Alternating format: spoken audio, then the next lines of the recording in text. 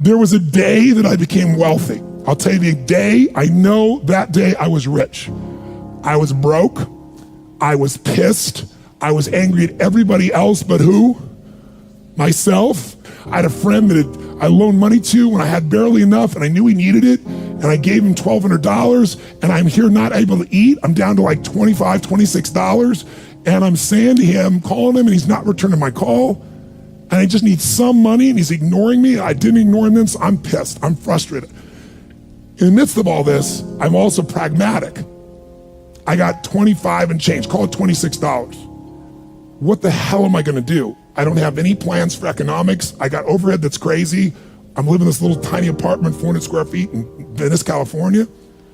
So I thought, okay, when I was totally broke early on, when I was 17, I used to save my money up and go to the smorgasbord and load up for Christmas, load up for the week. So I didn't drive there because I wasn't gonna spend the gas to get there, plus I needed to walk, so I walked there.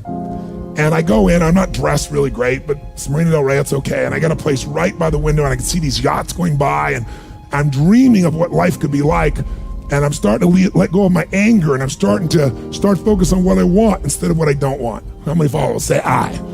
And that shifted me just a bit. And now I'm eating, which shifted me a lot. And I got this giant plate stacked up, and I don't know what the amount was. It was like, whatever it was, $6.95, $7.95, right? So I'm gonna do this, I could probably do this 3 or 4 times, right? Somewhere in that range.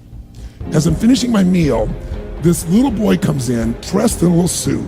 And I honestly don't know how old he'd be, probably in the 3rd grade, so maybe 8 years old, 9 years old, something like that.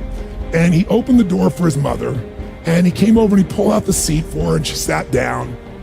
And she was a pretty lady, but as pretty as she was, I was totally obsessed by this boy. He had presence at 7 or 8 years old.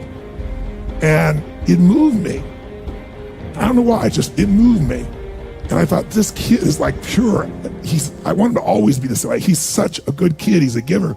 So I got up and I paid for the meal, and whatever it was, $6, $7. So now I've got whatever left, $17, $18, $19. And I walk up to this little boy, and I said, excuse me. And I said, I just want to acknowledge you for being such an extraordinary gentleman. I said, I saw the way you treated your lady, how you opened the door, how you pulled the chair out. I said, that's class. I said, my name's Tony, what's yours? I don't honestly remember his name, Charlie or something. And he looked up at me and I said, Charlie? I said, that's amazing, taking your date out for a lunch like this. He goes, well, actually, she's my mom. And I said, that's even more cool.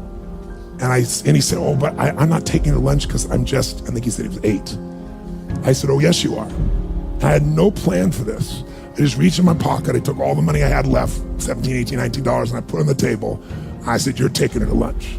He looked up at me and he goes, I can't take that. I said, sure you can. He said, why? Because I'm bigger than you are. And he smiled real big, and I didn't even look at his mom. I just turned and walked away. And I didn't walk out of that door.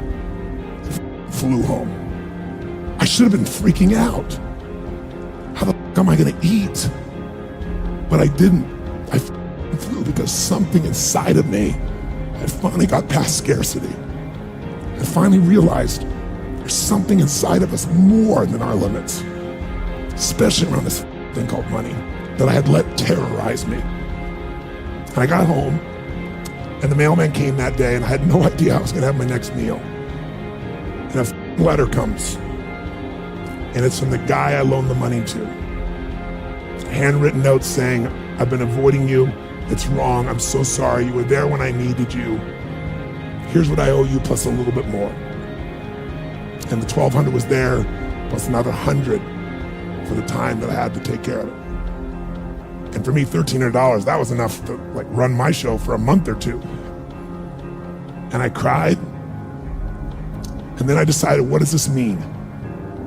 And I thought, this means that whenever you give, it's always gonna come back, so you don't have to ever think about that again.